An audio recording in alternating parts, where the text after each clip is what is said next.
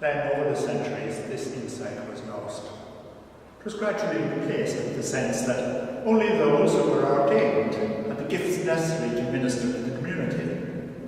The meeting of the bishops in the 1960s will be remembered most of all, I believe, for the recovery of the insight that it is by our baptism that we are called to use our gifts in ministry to each other, to the parish community, and the whole of society.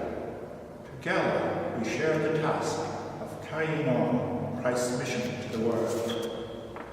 This is the great opportunity afforded us in our time, engaging all the baptized in the mission of Christ and the parish community.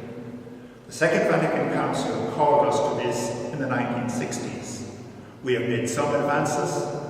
Perhaps the decline in the number of priests will give us the enthusiasm and the energy to make greater advances.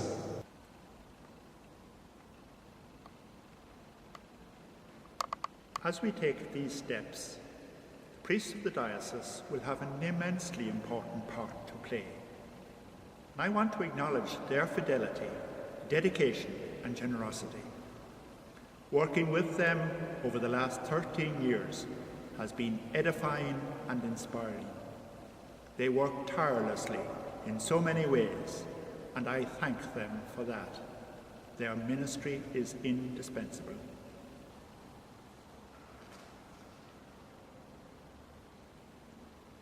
As we celebrate in these days the feasts of All Saints, All Souls, St. Malachy, and all the saints of Ireland, we are conscious that our ancestors in faith went through periods of tremendous change. St. Malachy guided us through a period of great church reform. St. Oliver Plunkett led us through a period of persecution. Many of our ancestors either died in the famine or were forced to emigrate. Parish life changed significantly as a result. What sustained them in difficult times was their faith, their trust in the enduring and loving presence of the Spirit of the Lord, and their capacity to adapt to changing circumstances.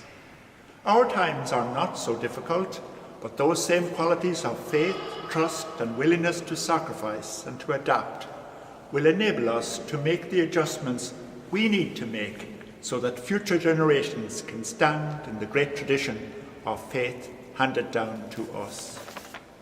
As we begin this process on the eve of the feast of the great Reformer, St. Malachy, we invoke his prayer and blessing on all our endeavours.